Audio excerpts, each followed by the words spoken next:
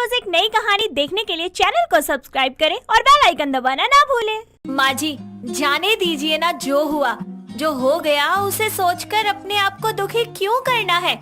और बदलाव करना तो जिंदगी का असूल होता है। हम एक साथ रहेंगे, आगे बढ़ेंगे और मुझे कोई अफसोस नहीं है कि मैं लंगड़ी हूँ, बल्कि मुझे इस बात की खुशी है कि लंगड़ी होने के बावजूद भी मैं सफल तो हूँ। तो दोस्तों, देखा आपने किस तरह से एक औरत लंगड़ी होने के बावजूद भी इतने सफल हौसले रखती है। आइए हम आपको इस कहानी को पूरी तरह समझाने के लिए कुछ समय पीछे लेकर चलते हैं। सोनल, बाहर आ जाओ और बाकी सब भी आ जाओ, सबका नाश्ता रेडी हो चुका है। सोनल एक बिना माँ बाप के पली बड़ी लड़की है, जिसके सर पर बाकी लड़कियों की तरह ही ऑर्फनेज की हेड सुधा का प्यार और अपनापन होता है। सोनल एक बहुत ही समझदार और खूबसूरत लड़की है, जिसे तरह तरह के कपड़े बनाने का बेहद ही ज्यादा शौक था और इसीलिए वो तरह तरह के कपड़े सिलती है। और एक दिन सोनल मार्केट में जाती है और बोलती है, अरे वाह, ये वाला कपड़ा तो बड़ा बेहतरीन लग रहा है, क्यों ना मैं इसे खरीद लूं, अपने लिए ड्रेस सिल लूंगी। इतना बोलकर सोनल उस कपड़े को खरीद लेती है और वहाँ से जाने लगती है। तभी वो विनय नाम के एक शख्स से टकरा जाती है। विनय की नजर उस पर पड़ती है और उसकी नजरें सोनल पर टिक जाती है, जिसके बाद में विनय बोलता है, ओह माफ कीजिए, मैंने आपको देखा नहीं था, वरना मैं आपसे ना टकराता। सोनल उसे देखने लगती है और बोलती है, अरे कोई बात नहीं, मैं भी जल्दी में जा रही थी, इसलिए पता नहीं चला। विनय और सोनल अपने अपने घर जाते हैं। जिसके कुछ देर बाद रात में जब विनय अपने बिस्तर पर लेटा होता है, तो उसे सोनल का ही चेहरा दिखता है और वो बोलता है, कितनी खूबसूरत थी वो, ऐसा लग रहा था जैसे खुदा ने उसे कितनी फुर्सत से बनाया होगा। उसकी आवाज कितनी मीठी थी और तो और उसकी नर्म बोली, हाय काश कि वो मुझे एक बार और मिल जाए। इस तरह विनय उसके ख्यालों में खो जाता है और उसे नींद आ जाती है। और फिर कुछ ही देर बाद सुबह होती है।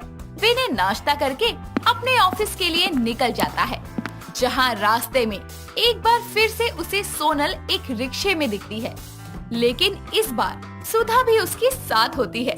विनय उसे देख ही रहा होता है कि तभी अचानक रिक्शे में ही बैठा एक शख्स सोनल से बदतमीजी करने लगता है, जिसे देखकर विनय को गुस्सा आ जाता है और वो उस रिक्शे में सवार आदमी को बुरी तरह मारता है, जिसके बाद वो आदमी वहाँ से भाग जाता है। और ये देखकर सुधा बोलती है, थैंक यू सो मच बेटा, आज तुमने मेरी सोनल की बेइज्जती होने से बचा ली। वैसे तुम्हारा नाम क्या है? जी आंटी, मेरा नाम विनय है, यहाँ पास की ही कंपनी में काम करता हूँ। आप तो वही है ना जो मुझे कल कपड़े की दुकान में मिले थे? तुम दोनों पहले भी मिल चुके हो? हाँ सुधा माँ, कल हम मिले थे दुकान में। बेटा चलो हमारे साथ, तुमने आज मेरी सुधा पर एहसान किया है, कम से कम मैं तुम्हें अपने घर ले जाकर अच्छे से शुक्रिया तो कर दूं। इस तरह सुधा और सोनल उसे ऑर्फनेज लेकर जाते हैं, जिसे देखकर विनय थोड़ा चौंक जाता है और बोलता है, आंटी जी ये तो अनाथ आश्रम है ना, आपका घर यही है या फिर यहाँ आपको कोई काम है? बेटा यही हम लोगों का घर है, जिनका कोई भी नहीं होता उनके लिए हम ही उनका परिवार होते हैं। तो फिर सोनल भी अनाथ है, फिर वो आपको माँ क्यों कह रही थी? क्योंकि मैंने ही उसे बचपन से पाला है और ये मुझे मेरी सगी बेटी से भी बढ़कर है। बस अब कोई अच्छा सा रिश्ता मिल जाए तो मैं इसकी शादी कर दूं। सुधा की बात को सुनकर विनय उसे बोलता है, आंटी जी अगर आप बुरा न माने तो मैं आपकी बेटी सोनल से शादी करना चाहता हूँ और मैं आपको यकीन दिलाता हूँ कि मैं इसे बेहद खुश रखूंगा और मेरी माँ और मेरी बहन भी इसे अपने जैसा प्यार देंगी। मुझे सोनल के अलावा और कुछ भी नहीं चाहिए। विनय की बात को सुनकर सुधा का दिल भर आता है और वो शादी के लिए हाँ कर देती है, जिसके बाद बिना अपनी माँ की इजाजत लिए वो एक मंदिर में सोनल से शादी कर लेता है। जिसके बाद विनय सोनल को लेकर अपने घर आता है और दरवाजे की डोर बेल बजती है। विनय की बहन आकर दरवाजा खोलती है और अपने भाई को देखते हुए बोलती है, भैया आप आज ऑफिस से इतनी जल्दी कैसे आ गए और ये आपके साथ कौन है? और मुझे ये बताओ आप दोनों ने एक जैसी मालाएं क्यों पहनी है? सच सच बताओ भैया, कहीं आपने शादी तो नहीं कर ली? हाँ बिल्कुल सही समझा तूने मेरी बहन, ये तेरी भाभी है। विनय की बात सुनकर उसकी बहन मन ही मन में आग बबूला हो जाती है और अपनी माँ चंपा को बुलाती है और उसकी माँ चंपा आकर बोलती है। क्या हुआ, क्यों चिल्ला रही थी? ऐसी कौन सी आफत आ गई? मुझसे क्या पूछ रही हैं? दरवाजे पर देखो, भैया ने शादी कर ली है। मेरे लिए भाभी और आपके लिए बहू लाए हैं। चंपा दोनों को देखती है और उसे अपने मन में बहुत ही ज्यादा गुस्सा आता है और वो मन में ही बोलती है। मैंने न जाने कितने सपने देखे थे कि मेरा एक लौता बेटा है जिसकी शादी मैं पैसों वाले घरों में करूंगी और मुझे खूब सारा दहेज मिलेगा, लेकिन इसने तो मेरे सारे सपनों को चकनाचूर कर दिया। इस तरह चंपा उन दोनों को देखने के बाद आरती की थाल लेकर आती है और आरती उतारती है, जिसके बाद अपनी बहू सोनल का वो गृह प्रवेश करवाती है। जिसके बाद विनय बोलता है। थैंक यू मेरी प्यारी माँ। मुझे तो लगा था कि आप सोनल को अपनाएंगी नहीं, लेकिन आप तो मेरी अच्छी माँ है। सॉरी माँ, आपसे बिना इजाजत के शादी कर ली, लेकिन सोनल के मम्मी पापा नहीं हैं और मैं सोनल को पसंद करने लगा था, इसीलिए मैंने शादी कर ली। अब जो होना था हो गया, जाओ तुम दोनों और आराम कर लो। अपनी माँ की बात को सुनकर रूपा को ये बात हजम नहीं होती और वो अपनी माँ से बोलती है। माँ, क्या सच में आप इस शादी से खुश हो? भूल गई आप कि भैया की शादी को लेकर आपके कितने सपने थे? लगता है मेरी बेटी होते हुए भी तू आज तक मुझे समझ नहीं सकी। अब देख आगे आगे मैं क्या करती हूँ। इस तरह चंपा अपनी बेटी को अपनी चाल बताती है और कुछ ही देर बाद रात हो जाती है, जिसके बाद सोनल और विनय अपने कमरे में एक दूसरे के करीब आ जाते हैं और एक दूसरे के आगोश में खो जाते हैं। सुबह होती है। सोनल सबके लिए नाश्ता बनाती है, जिसे खाने के बाद विनय ऑफिस चला जाता है और फिर चंपा और रूपा मिलकर सोनल को अपना असली चेहरा दिखाते हैं और सोनल के साथ बहुत बुरा बर्ताव करते हैं, जिसके कारण सोनल उदास रहने लगती है, लेकिन वो अपने पति को इस बारे में कुछ नहीं बताती। ऐसे ही वक्त बीतता है और एक दिन सोनल को चक्कर आ जाते हैं, जिसके बाद वो जमीन पर गिर जाती है। अचानक तभी वहाँ विनय आता है और उसे हॉस्पिटल लेके जाता है, जहाँ डॉक्टर उसे बोलता है। बधाई हो, आपकी वाइफ माँ बनने वाली है। अब से इनका खास ख्याल रखने की जरूरत है। डॉक्टर की बात सुनकर विनय खुश हो जाता है और इसी खुशी के साथ वो अपनी वाइफ सोनल को लेकर घर आता है, जहाँ रास्ते में उसकी कार एक गाड़ी से टकरा जाती है और दोनों का एक्सीडेंट हो जाता है, जिसके बाद विनय की मौत हो जाती है और सोनल का एक पैर उसमें कट जाता है। सड़क पर खड़े लोग उनको हॉस्पिटल लेकर जाते हैं, जहां डॉक्टर सोनल और उसके बच्चे को बचा लेते हैं और घर आने के बाद सोनल की सास सोनल से बोलती है। अरे कलमुही, खा गई तू मेरे बेटे को। निकल जा मेरे घर से, इससे पहले तो हमें भी खा जाए। नहीं बाजी, ऐसा मत कहिए। विनय का अंश मेरे अंदर पल रहा है, मैं यहाँ से कहाँ जाऊंगी? तू कहीं भी जा, इससे मुझे कोई मतलब नहीं। इस तरह सोनल वहाँ से एक बार फिर अपनी ऑर्फनेज चली जाती है और फिर वहाँ जाकर वो सुधा को सारी बात बताती है, जिसके बाद सुधा उसे वहीं रखती है और कुछ दिन बीतते हैं। एक दिन सोनल सुधा से बोलती है। सुधा माँ, आपको याद है ना कि मुझे कपड़े सिलने का कितना शौक था? बस मैं वही शौक दोबारा से पूरा करना चाहती हूँ, जिसके लिए मुझे कुछ कपड़े चाहिए ताकि मैं सिलाई शुरू कर सकूं। सोनल की बात सुनकर सुधा उसके लिए कपड़े की दुकान पर जाकर बात करती है, जहाँ के ऑनर सोनल से डील करके उसे कुछ तरह के कपड़े भेजते हैं और सोनल उन कपड़ों से तरह तरह के डिजाइन वाले कपड़े सिलने लगती है और इस तरह वक्त बीतता है। सोनल आधी रात तक उन कपड़ों को सिलती है और सवेरे ही दुकानदार पर वो सिले हुए कपड़े देने जाती है। ऐसे ही वक्त बीतता है और एक दिन दुकानदार की शॉप पर कुछ औरतें आकर बोलती है। अरे क्या बात है, आजकल तो आपकी दुकान में एक से एक बढ़कर डिजाइन वाले कपड़े आने लगे हैं। सच कहूँ तो यहाँ के अलावा कहीं और के कपड़े पसंद ही नहीं आते। और इस तरह दुकानदार के कपड़ों की वाहवाही पूरे बाजार में फैलने लगती है, जिसके बाद सब सोनल के बनाए हुए कपड़ों की कीमत उसे बढ़ा कर देने लगते हैं और फिर सोनल देखते ही देखते अपने ऑर्फनेज की सभी लड़कियों को सिलाई सिखाकर अपने पैर ना होते हुए भी उन्हें उनकी सफलता के पैरों पर खड़ा कर देती है। वक्त बीतता है सोनल देखते ही देखते बेहद सफल होने लगती है और इस तरह जहाँ एक तरफ तो सोनल सफलता की ओर बढ़ने लगती है, तो वहीं उसकी सास और ननद के घर की हालत दिन ब दिन बदतर होने लगी थी। और उनके मोहल्ले के किसी इंसान ने उन्हें बताया कि उनकी बहू सोनल अपनी मेहनत के बल पर कितनी कामयाब हो गई है, जिसके बाद वो दोनों सोनल के पास जाते हैं और बोलते हैं, बहू हमें माफ कर दे, हमसे बहुत बड़ी गलती हो गई। हमें लगा था कि एक पैर के बिना और हमारे सहारे के बिना तो कुछ नहीं कर पाएगी, लेकिन देख तेरे जाने के बाद हमारी हालत बदतर हो गई। सास की बात को सुनकर सोनल की आंखें नम हो जाती है, जिसके बाद वो बोलती है, माँ जी जाने दीजिए ना, जो हुआ जो हो गया उसे सोचकर अपने आप को दुखी क्यों करना है। और बदलाव करना तो जिंदगी का असूल होता है। हम एक साथ रहेंगे, आगे बढ़ेंगे और मुझे कोई अफसोस नहीं है कि मैं लंगड़ी हूँ, बल्कि मुझे इस बात की खुशी है कि लंगड़ी होने के बावजूद भी मैं सफल तो हूँ। हाँ बहू चल अब अपने घर, मुझसे जो बन पड़ेगा मैं वो करूँगी तेरे लिए। इस तरह उन तीनों के सारे गिले शिकवे मिट जाते हैं और सोनल वापस अपने ससुराल में आ जाती है, जिसके कुछ ही दिनों बाद वो एक प्यारे से बेटे को जन्म देती है। और अपने बेटे के चेहरे को देखकर सोनल पूरी तरह भूल जाती है कि उसके पास एक पैर नहीं है या वो लंगड़ी है। कुछ ही दिनों बाद सोनल अपने सिलाई से जमा किए हुए पैसों से अपने और अपने पति के नाम पर एक टेलर की शॉप खोलती है और फिर से उनकी जिंदगी खुशहाल हो जाती है। शारदा शोक सभा में अपनी बहू के मरने पर अपनी बेटी ईशा से लिपट लिपट कर रो रही थी। हाय मेरी बहू चली गई मुझे छोड़ के, कितनी अच्छी थी वो, बस जुएं ही तो थी उसके सर में। हे भगवान तूने उसको अपने पास क्यों बुला लिया।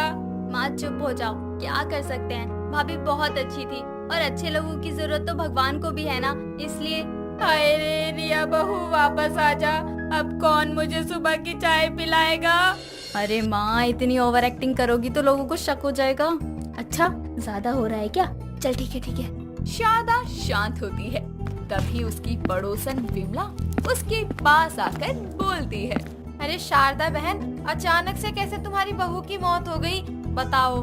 कल तक तो हंसती खेलती दिखाई देती थी, बस सर खुजाती मिलती थी लेकिन खुश थी। क्या बताऊं विमला बहन, सीढ़ियों से सर खुजाते हुए आ रही थी, अचानक ही पैर फिसला और नीचे आ गिरी। जब तक हॉस्पिटल ले गए तो उससे पहले ही वो निकल ली। हाय मेरी बहू। संभालो शारदा बहन, सच में आपकी हालत तो देख ही नहीं जा रही। बहू से कितना प्यार करती थी आप, उसके जाने पर तो सबसे ज्यादा दुखी आप ही लग रही है। हाँ आंटी हम तो दुखी होंगे ही, आखिर इस घर की लक्ष्मी गई है। पर हमसे ज्यादा दुखी तो मेरे भैया मयंक है, वो मेरी भाभी रिया से बहुत प्यार करते थे।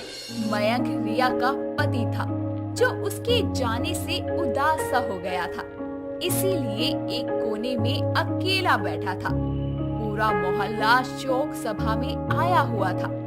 तभी अचानक ही शारदा और ईशा के पास जमीन पर एक जू चल कर आती है, जिसको देखकर दोनों चिल्ला देती है।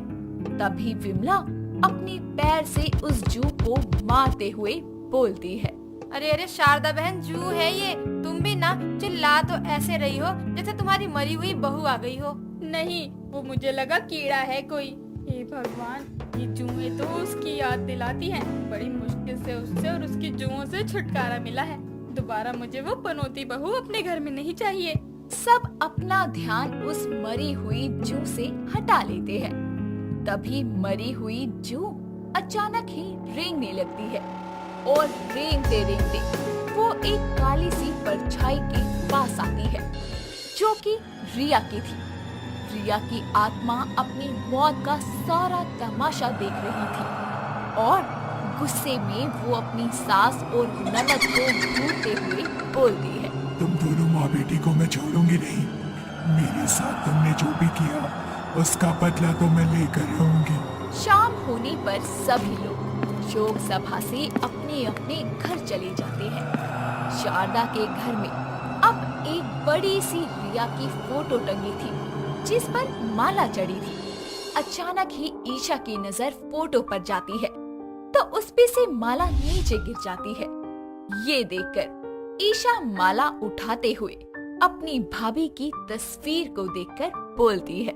मरने के बाद भी चैन नहीं है क्या आपको? सीधी टंगी रहो और दोबारा ये माला गिरनी नहीं चाहिए, वरना तुम तो मर चुकी हो। तुम्हारी फोटो को भी इस घर में नहीं रहने दूंगी।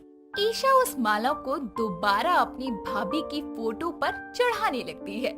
तभी उसको अपने हाथ पर बहुत सारी जुएं दिखाई देने लगती है और वो डर के मारे माला को नीचे फेंककर अपना हाथ झाड़ते हुए चिल्लाती है, माँ कहाँ हो? बचाओ मुझे, ये भाभी की जुएं मुझे खा जाएंगी। ईशा की आवाज सुनकर शारदा और मयंक बाहर आते हैं और ईशा को ऐसी बेवजह डर के नाचता देखकर मयंक बोलता है, क्या हुआ तुझे, ऐसे क्यों चिल्ला रही है? भाई वो मैं भाभी की फोटो पर माला चढ़ा रही थी, तभी माला में से बहुत सारी जुएं निकल आई और मेरे पूरे शरीर पर इधर उधर घूमने लगी। तू पागल है क्या? अरे जीते जी तो तू अपनी भाभी को पसंद नहीं करती थी, अब मरने के बाद भी तू उसका पीछा नहीं छोड़ रही है। और कौन सी माला की बात कर रही है? देख, उसकी फोटो पर माला पहले से टंगी हुई है, तो तू कौन सी माला चढ़ा रही थी? ईशा जब फोटो की तरफ देखती है तो माला फोटो पर ही टंगी थी। ये देखकर वो और डर जाती है और बोलती है, नहीं, ये सच नहीं है। मुझे लगता है वो वापस आ गई, वो हमें छोड़ेंगी नहीं। माँ आप तो समझो, वो वापस आ गई, हमें नहीं छोड़ेगी। शारदा ईशा को शांत करवाते हुए बोलती है, चुप हो जा मेरी बच्ची, ये सब तेरा वहम है। तू अपनी भाभी से ज्यादा ही प्यार करती थी ना, इसलिए उसकी मौत को बर्दाश्त नहीं कर पा रही है। पागल है क्या? सब उगलना चाहती है क्या? अगर मयंक को सब पता चल गया ना तो हमारा काम तमाम हो जाएगा। शारदा ईशा को कमरे में ले जाती है। ऐसे ही कुछ दिन गुजरते हैं। ईशा को कभी कहीं तो कभी कहीं जुएं दिखने लगती है, लेकिन शारदा उसकी बातों को वहम समझती। पर एक दिन शारदा अपने कमरे में बैठी थी, तभी घर की लाइट्स ऑन ऑफ होने लगती है और उसी वक्त शारदा अपने सर में जोर जोर से खुजली करने लगती है। अचानक हुई सर में खुजली को देखकर शारदा बोलती है, ये मेरा सर तो ऐसे खुजलवा रहा है मुझसे, मानो मेरे सर में उस जुओं वाली बहुओं की जुएं घुस गई हों। बड़ी मुश्किल से तो उससे पीछा छूटा है। शारदा ऐसे बोलते बोलते अपने सर में से एक जू निकालती है और उसको अपने हाथ पर रखते हुए बोलती है, वो रिया तो चली गई, लेकिन अपने जुएं छोड़ गई हमारे सरों में। कोई नहीं, जैसे उसको खत्म किया है वैसे ही इनको भी खत्म कर दूंगी। शारदा जैसे ही उस जू को मारने वाली होती है, वो उसके हाथ से बिस्तर पर गिर जाती है और उसका आकार बढ़ता ही जाता है। छोटी सी जू शारदा से भी बड़ी हो जाती है, जिसको देखकर शारदा चिल्लाते हुए बोलती है, कोई बचाओ, ईशा, मयंक बचाओ, ये जुएं मुझे मार देंगी। शारदा की आवाज सुनकर ईशा भागती हुई उसके पास आती है और अपनी माँ को संभालते हुए बोलती है, माँ क्या हुआ? आखिर तुम चिल्लाई क्यों? ऐसा क्या देख लिया? मैंने देखा एक बड़ी सी जू मुझे मारने के लिए आगे बढ़ रही है। बेटा मुझे लगता है वो आ गई, वो भले ही मर गई है, लेकिन उसकी आत्मा अभी भी यही है। दोनों माँ बेटी डर के मारे एक दूसरे से चिपकी पड़ी थी कि तभी रिया की आत्मा वहाँ आती है, जिसको देखकर दोनों डर के मारे कांपने लगती है। तभी रिया बोलती है, क्यों डर गई? अरे इन छोटी छोटी जुओं से डर गई, लेकिन तुमने तो मुझे इसी के चक्कर में मारा था ना। बोलो, मारा था ना? हाँ मारा था, हमने ही तुमको मारा था रिया। शारदा की ये आवाज उसके कमरे के दरवाजे के पास खड़ा उसका बेटा मयंक सुन लेता है, जो अपनी माँ के मुंह से ये सब सुनकर हैरान होता हुआ बोलता है, क्या कहा आपने? रिया को आपने मारा है माँ? बोलो, चुप क्यों हो? रिया को आपने मारा है क्या? हाँ, मैंने और ईशा ने मिलकर मारा है उस जुओं वाली बहू को। पर क्यों? आखिर क्यों किया आपने ऐसा? तो जब से उसे इस घर में लाया था, हम परेशान थे। उसकी जुएं कभी हमारे बिस्तर पर मिलती थी तो कभी तौलिए में। घर में कोई भी मेहमान आता था तो बस वो सर खुजाते रहती थी। इसलिए उस दिन जब तू ऑफिस गया था। मयंक के ऑफिस जाने के बाद रिया ईशा और शारदा के लिए चाय लेकर आती है और हॉल में बैठी अपनी सास और ननद को चाय पकड़ा कर चाह ही रही होती है कि तभी ईशा चाय में एक जू देखने पर चिल्लाते हुए बोलती है। ओ जुओ वाली भाभी, ये क्या है? कम से कम चाय में तो जुए डाल के मत दो। अरे पूरे घर को अपने सर की जुओं से परेशान किया हुआ है आपने। सही कहा तूने बेटी, इस जुओं वाली बहू से तो मैं परेशान हो गई हूँ। कहीं जाती भी तो नहीं है ये। अपने बेटे की वजह से इसको झेलना पड़ रहा है। माँ जी, मैंने तो जुए खत्म करने की बहुत कोशिश की, अब नहीं हो रही तो मैं क्या करूँ? तू मेरे से जुबान लड़ाती है? रुक, तेरी अकल तो मैं ठिकाने लगाती हूँ।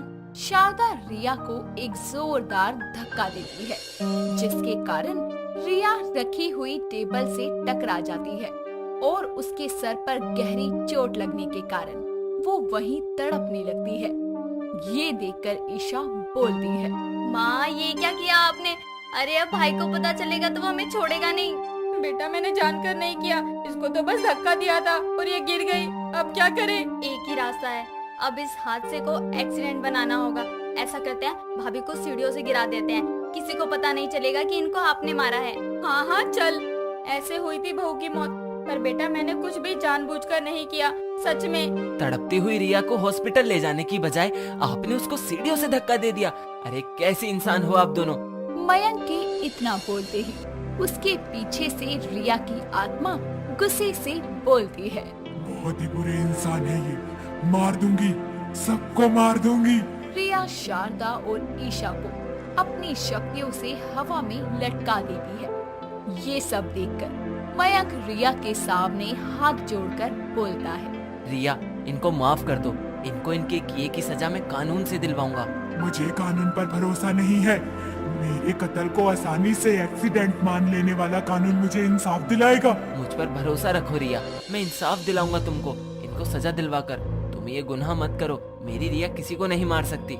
मयंक की बात मानकर रिया शारदा और ईशा को छोड़ देती है, जिसके बाद मयंक उनको पुलिस के हवाले कर देता है, जहां वो खुद ही अपना गुनाह कबूल करती है।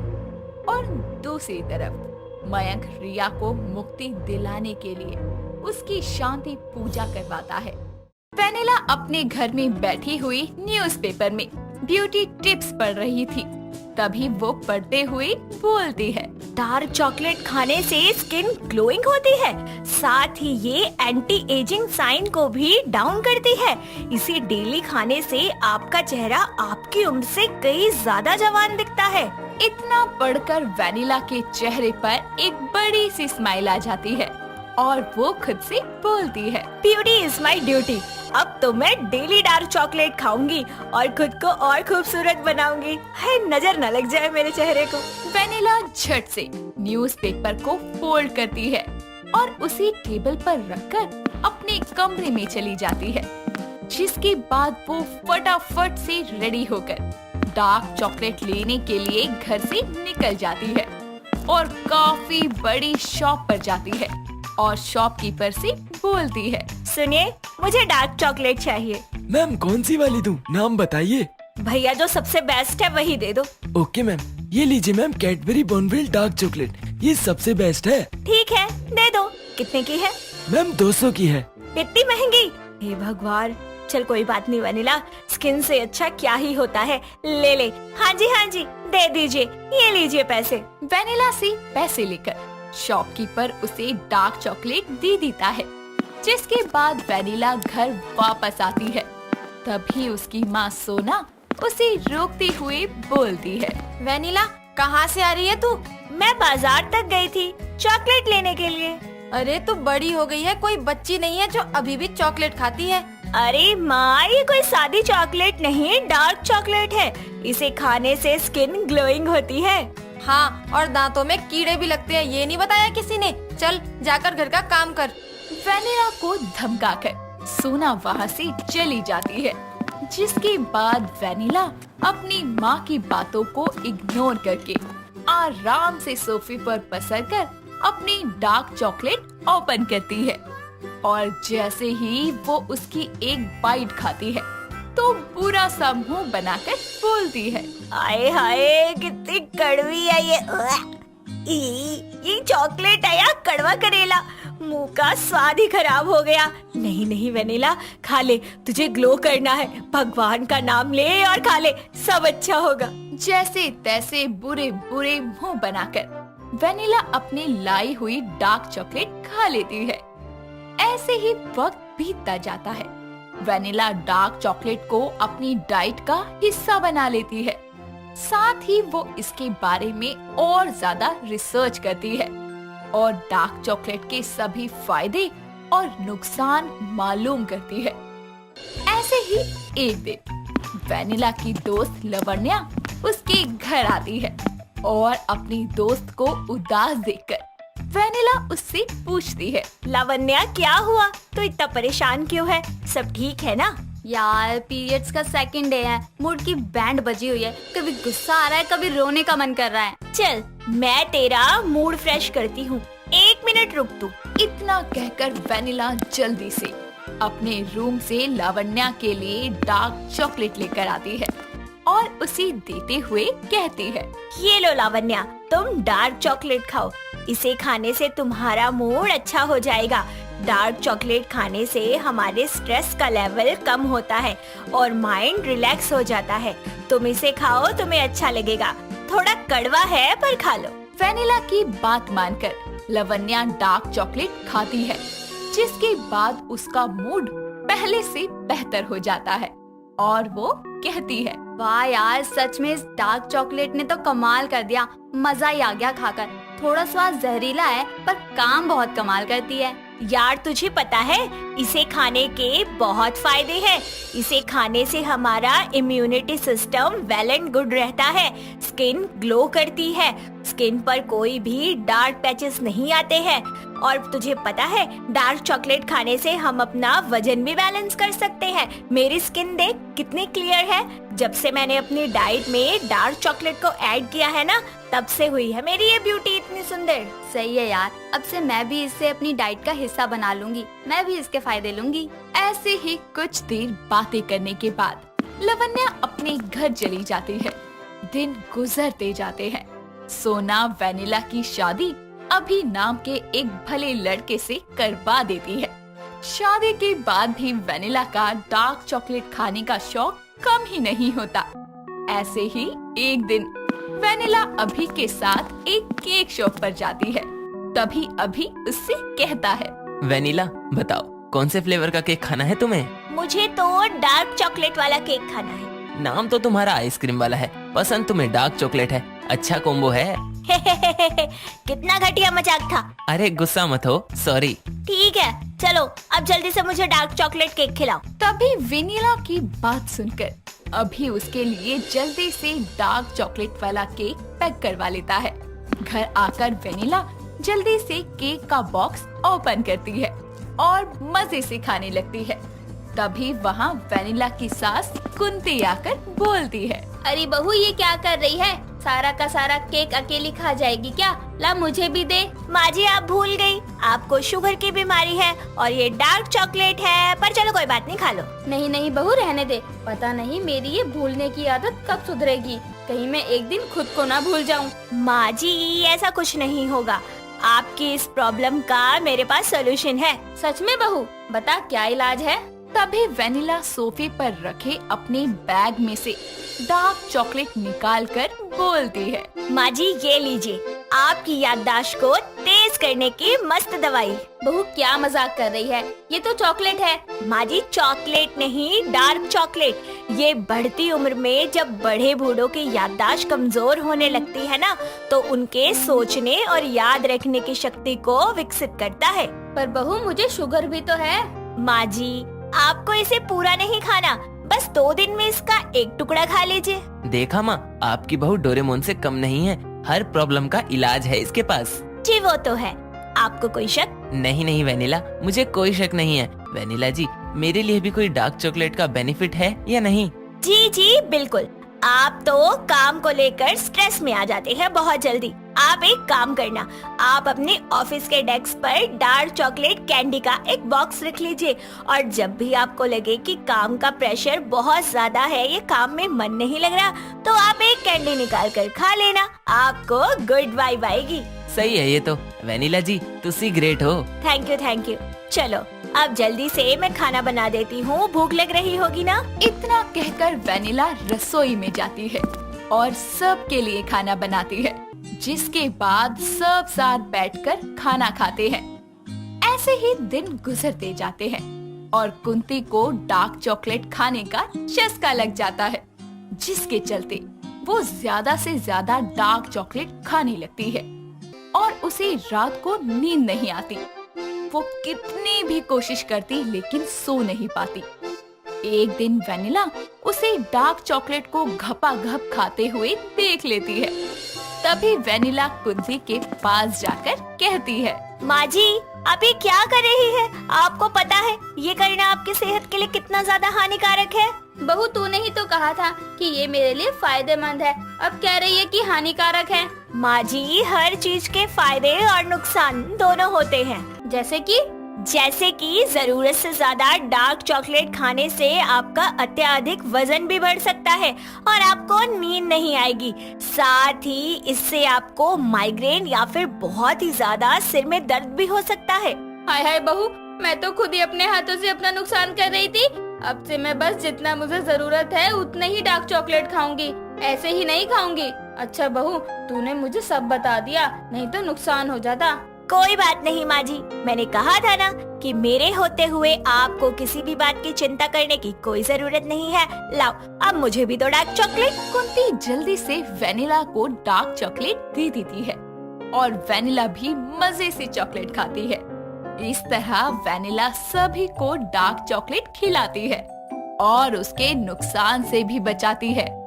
दोस्तों, अगर आपको ये कहानी पसंद आई तो इसे लाइक करें, शेयर करें और कमेंट करके बताएं कि कहानी में आपको सबसे अच्छा क्या लगा।